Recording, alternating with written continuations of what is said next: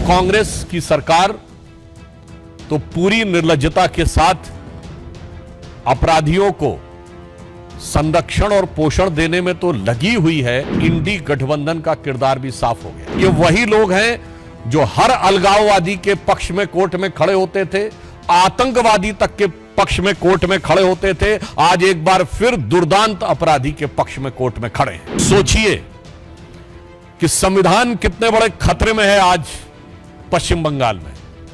आप कल्पना करिए कि यदि इनकी कहीं सरकार होती केंद्र में तो उंगली तोड़ दी जाती। इंडी गठबंधन के दलों में जो दुरभिसंधि है कि कांग्रेस के पुराने नेता, सपा के वर्तमान सांसद, सपा के समर्थन से बने वर्तमान सांसद तृणमूल कांग्रेस के वकील हैं। साफ हो गया है कि संविधान इंडी गठबंधन की सरकारों में खतरे में है।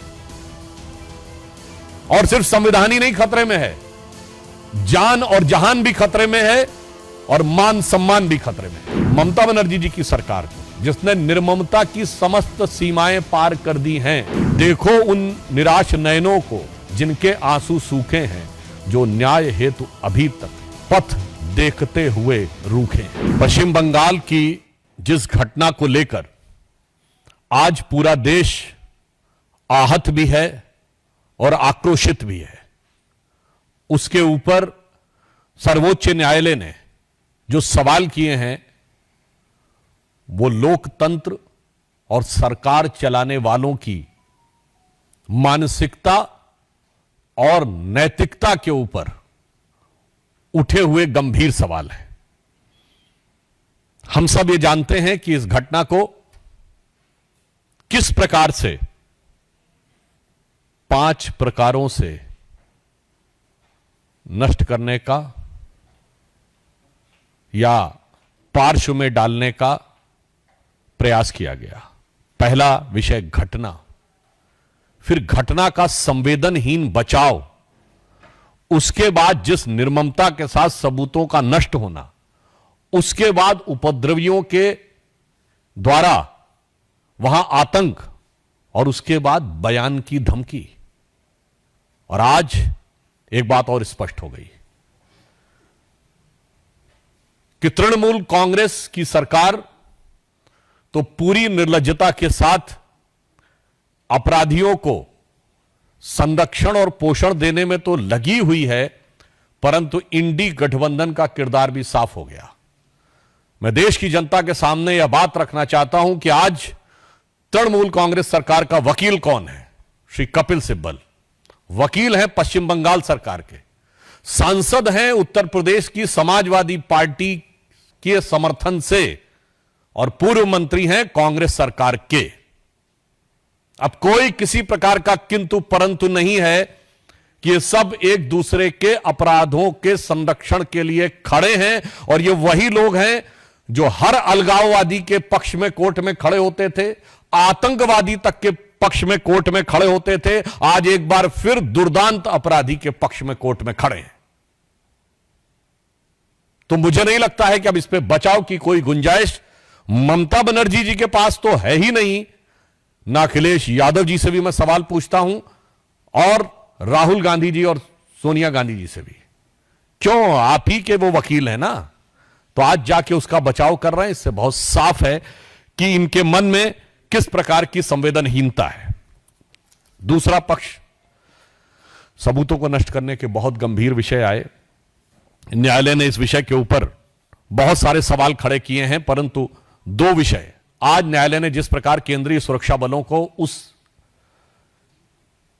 कॉलेज की सुरक्षा देने का निर्णय लिया है, इससे बहुत साफ हो जाता है कि पश्चिम बंगाल की सरकार और कोलकाता पुलिस की जो नैतिक आधार था वो स्वतः ध्वस्त हो गया।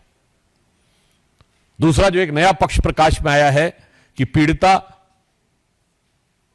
अपनी डायरी लिखती थी और वो अपने पिताजी से उसको साझा करती थी और उसके बहुत से पन्ने और उस दिन के पन्ने गायब हैं। सबूतों की तो ऐसी श्रृंखला है कि उस विषय के ऊपर क्या बोला जाए ये कहने में, आपने देखा कि प्रिंसिपल का ट्रांसफर हो, उसको दूसरे का कॉलेज में बहाली हो, 40 से अधिक डॉक्टरों का आनन फानन में ट्रांसफर, पीड़िता के शव को सौंपने के कई घंटे बाद एफआईआर, समय से पहले उसे जला देना, डायरेक्टर से पूछताछ न करना, और उससे अधिक गंभीर बात, जो प्रश्न पूछ रहा है उसके ऊपर कार्रवाई हो रही है। मैं एक नैतिक सवाल भी पूछना चाहता हूं कि सोशल मीडिया या वक्तव्य में यदि कोई भी व्यक्ति बयान दे देगा, सर्वोच्च न्यायालय ने इसका भी संज्ञान लिया है, तो जिस प्रकार से कार्रवाई आवश्यकता थी कि कठोर कार्रवाई यह सरकार करती उन लोगों के विरुद्ध जिन्होंने यह कार्य किया था, उल्टे कार्रवाई उन पर हो रही है जो कि इंसाफ की मांग उठा रहे हैं। चाहे 23 वर्षीय पॉलिटेक्निक की छात्रा सागनिका लाहा ने इस घटना को लेकर सरकार पर हमला किया तो उसको गिरफ्तार करने की कार्रवाई कर दी गई। भवानीपुर में एक छात्रा ने यह विषय को उठाया तो पश्चिम बंगाल सरकार ने उसे गिरफ्तार कर लिया, 18 वर्षीय छात्रा कीर्ति शर्मा को। पीड़िता के माता पिता ने भी बयान दिया, और तो और तृणमूल कांग्रेस के शांतनु सेन ने कॉलेज के खिलाफ बोला तो ऐसी जानकारी आई कि उन्हें प्रवक्ता पद से हटा दिया गया। और तो और स्वयं उनके सांसद सुखेंदु शेखर ने जब यह प्रश्न उठाया तो उनसे पुलिस जवाब तलब करने लगी। हमारे सांसद से कर रही है, वो तो उनकी प्रवृत्ति हमेशा से पता है, पर आप सोचिए कि अपने सांसद और अपने नेताओं पर भी कार्रवाई कर रही है। एक बहुत बड़ा सवाल उठता है। यह दर्शाता है, मैं देश के लोगों से कहना चाहता हूं कि इस बात को सोचिए कि इन पे तो कार्रवाई कर रही है, और उससे अधिक दुखद और दुर्दांत बयान उनके नेता दे रहे हैं। यदि उनके मंत्री उदयन गुहा ये बोलते हैं कि ममता जी की तरफ जो उंगली उठेगी तो वो उंगली तोड़ दी जाएगी, तो कोई ऐसा बयान देता है कि जो पीड़ित और आहत डॉक्टर हैं वो अपने गर्लफ्रेंड और बॉयफ्रेंड के साथ घूमने के लिए वहां बैठे हैं, तो उनके एक सांसद अरूप चक्रवर्ती इस ढंग का बयान देते हैं कि परिणाम भुगतना पड़ेगा। मैं देश के लोगों से पीड़ा और गंभीरता के साथ अपनी पार्टी की तरफ से कहना चाहता हूं कि आप सोचिए कि संविधान कितने बड़े खतरे में है आज पश्चिम बंगाल में।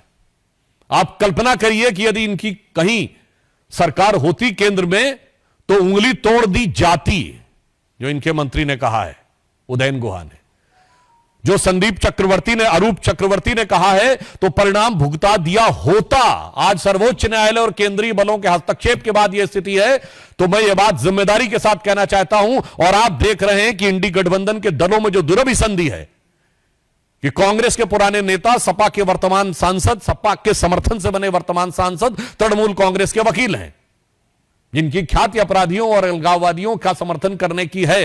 अर्थात अब बहुत साफ हो गया है कि संविधान इंडी गठबंधन की सरकारों में खतरे में है।